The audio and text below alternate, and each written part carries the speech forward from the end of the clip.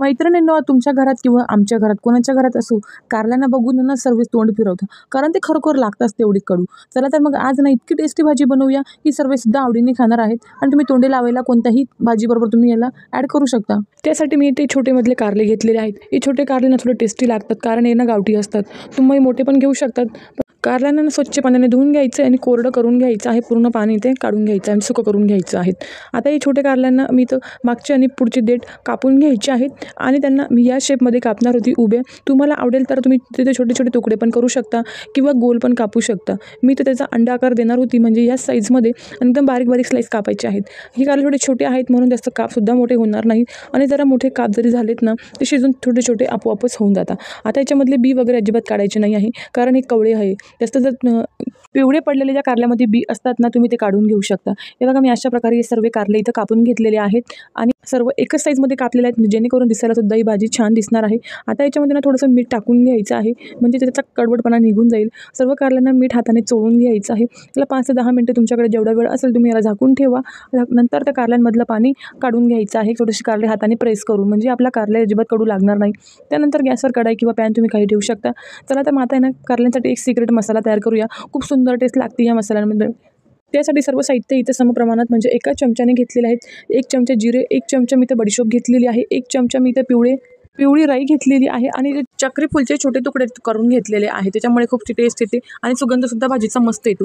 त्यानंतर मी ते सुकेवाल्या लाल मिरच्या घेतलेल्या आहे, तुकडे करून हे पण टाकून घ्यायचे आणि थोडे फ्राय करून घ्यायचे. हे सर्व साहित्य तेल न टाकताच फ्राय करायचं आहे, कारण याला मिक्सरला लावून आपल्याला याची बारीक किंवा जाड मोठी भरड तयार करून घ्या तुम्ही. जास्तही बारीक अजिबात करायची नाही, थोडी जाड मोठंच राहू द्यायची, म्हणजे जेव्हा दाताखाली येते ना, तर त्याची चवसुद्धा भन्नाट लागते. त्यासाठी मी तर मिक्सरमध्ये न टाकता खलबत्त्यामध्ये मी तर बारीक कुटून घेणार होती.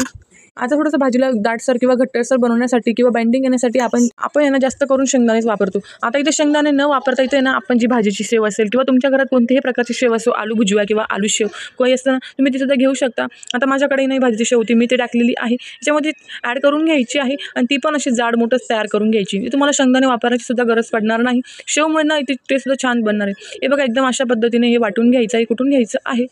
त्यानंतर परत त्याच गॅसवरती मी तीच पॅन ठेवलेला आहे आणि त्याच्यामध्ये 2 चमचे मोठे चमचे तेल टाकून घेतलेलं आहे आणि काळेवालं जे तीळ असतं ना, ते टेस्ट अजून छान लागतं. तुमच्याकडे असेल तर टाका, तुम्ही ते स्किप पण करू शकता. इथे जिरे मोहरीची तुम्ही नॉर्मल फोडणीसुद्धा अजून वरून देऊ शकता.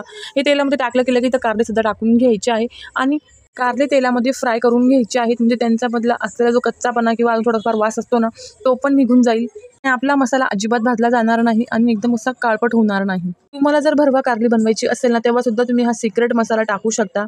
फक्त भरवा कारली करताना त्याच्यामध्ये थोडासा बारीक चॉप केलेला कांदासुद्धा टाका, म्हणजे त्याला बाइंडिंग खूप छान येईल. हे बघा, मी याला झाकून ठेवलेलं होतं. एक 5 ते 7 मिनिटं याला वाफ देऊन घेतली आणि कारले थोडे इथं शिजलेले सुद्धा आहेत. त्यांना परत मिक्स करून घ्यायचे. गॅस पूर्णपणे लोच ठेवायचा आहे. आता याच्यामध्ये मी चवीनुसार तर लाल तिखट टाकून घेतलेली, अर्धा चमचा हळद टाकून घेतलेली आहे, 1 चमचा मी धने पावडर टाकलेली आहे. तुम्ही अख्खा धना पण टाकू शकता आणि जिरे आणि बडीशोप बरोबर त्याला वाटून घ्या धन्यांना. त्यानंतर परत मी थोडं इथं मीठ टाकून घेतलेलं आहे. मीठ थोडं कमीच टाकायचं, कारण आपण आधी ऑलरेडी टाकलेलं होतं. हे मसाले मिक्स करून झाल्यावरती आपण वाटून घेतलेलं सुकंवालं वाटण होतं ना, ते पण टाकून घेतलेलं आहे. हे पण छान मिक्स करून घ्यायचं आहे. तुम्हाला जर या स्टेजला थोडेसे कारले सुके वाटत असतील तर अर्धा चमचा तेल अजून तुम्ही ॲड करा, म्हणजे अशी तरीवाली किंवा थोडीशी ऑइली भाजी तयार होईल, दिसायला सुद्धा आणि चवीला सुद्धा छान लागते. आणि यामध्ये ना आवर्जून एक वस्तू वापरायची विसरायचं नाही, ते म्हणजे अर्धा लिंबाचा रस का असे ना, तुम्ही नक्कीच टाका. त्यामुळे ना भाजीला अजून चव वाढते.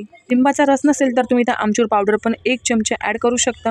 हे परत मिक्स करून घ्यायचं आहे. आता इथे एक सिक्रेट मसाला टाकायचा आहे, तो म्हणजे सर्वांच्याच घरामध्ये अवेलेबल असतो, तोही 12ही महिने. तो म्हणजे आपल्या लोणचाचा मसाला किंवा लोणचाचा खार आपण त्याला म्हणतो, तो टाकायचा आहे 1 चमचा. त्याच्यामुळे ना भाजीला अजूनच एक वेगळीच टेस्ट येते. आणि आपल्याला माहितीच आहे लोणच्यामध्ये तर किती सारे मसाले ॲड केलेले असतात. त्यानंतर थोडंसं हातामध्ये पाणी घ्यायचं आहे, त्याचं शिंपडून घ्यायचं आहे. याला झाकण ठेवून कारले पूर्णपणे शिजवून घ्यायचे आहेत आणि मध्ये मध्ये 1 2 ते 3 मिनिटांनी असं मिक्स करत राहायचं आहे, म्हणजे आपले कारले चिटकणार नाही आणि वरचे राहिलेले कारलेसुद्धा खाली कच्चे राहतात, म्हणून ते पण शिजतात. हे बघा, या स्टेजला पूर्णपणे तर कारले शिजलेले आहेत आणि चवसुद्धा तेवढी छान आलेली आहे. तर कधी कधी वरण भाताबरोबर तोंडी लावायला ही भाजीसुद्धा तुम्ही करू शकता, कारण अजिबात कडू लागत नाही. तुम्ही थोडंफार अर्धा चमचा इथं साखरसुद्धा तुम्हाला वाटेल तर टाकू शकता. वरून भरपूर सारी कोथिंबीर टाकायची, मिक्स करायची, एक 5 मिनिटं झाकून ठेवायचे झाकणाने आणि मस्त ही गरमागरम पोळी किंवा गरमागरम भातासोबत ही भाजी सर्व करायची आहे. आवडली असेल तुम्हाला ही भाजी, नक्कीच मी आशा करते आवडलं असेल तर लाईक शेअर सबस्क्राईब करायला विसरू नका. नेहमीप्रमाणे माझ्या चॅनलला खूप सारा सपोर्ट करा. तुमच्या फ्रेंड्स फॅमिली बरोबर शेअर करायला विसरू नका. चला तर मग भेटूया एक नवीन व्हिडिओसोबत. खा प्या मस्त रहा.